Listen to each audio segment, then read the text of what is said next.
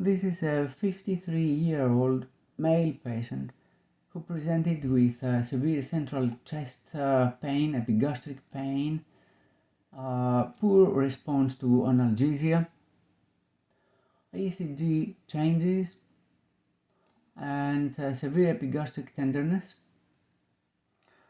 and CT scan was performed.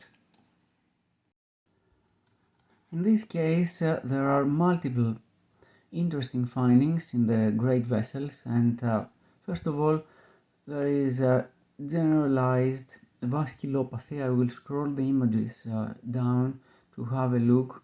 Let's have a general look in the beginning of the presentation, and then we will discuss the findings. This is the abdominal aorta, and here is the bifurcation. We can see that there are chronic wall calcifications in the abdominal aorta, and there is stenosis in the celiac artery. Here is the origin of the celiac artery. There is stenosis. There are multiple penetrating atherosclerotic ulcers. Let's have a closer look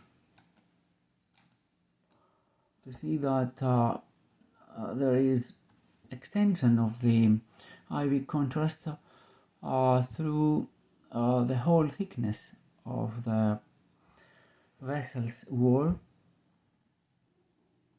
Let's go a little further down to analyze the images. Here is the level of the renal arteries. Here is another penetrating atherosclerotic ulcer. However, I think that because there is no significant bulging beyond the borders of the vessel, this is something very in a very early stage. One example is here, another example is here. As you can see, the wall is very thin at this level.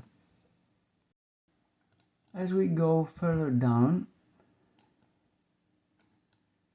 we can see that there is haziness, fat stranding around the aorta.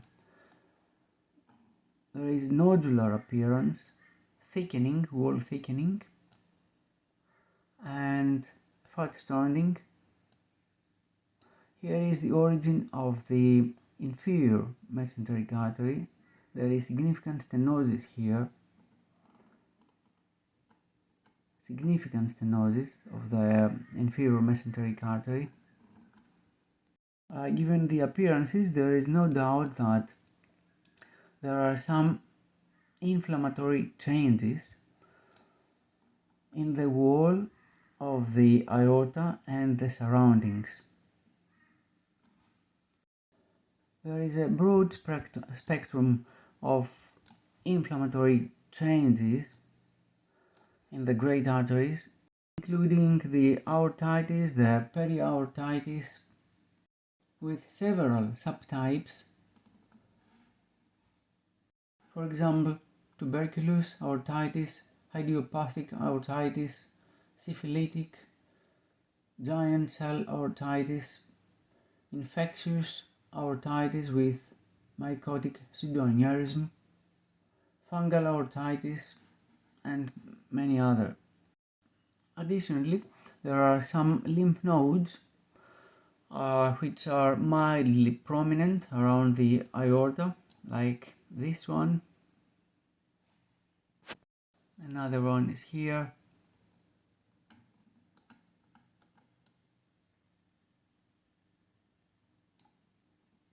Another one is here. It is interesting to have a look in a sagittal view, and here is the significant wall thickening of the abdominal aorta with the mild mesenteric fat stranding around it, and at this level here is the inferior mesenteric artery. As we can see here, there is significant stenosis in the origin of this vessel, probably due to edema from the inflammatory changes and the wall thickening of the vessel. Dear friends, thank you for watching. See you the next time.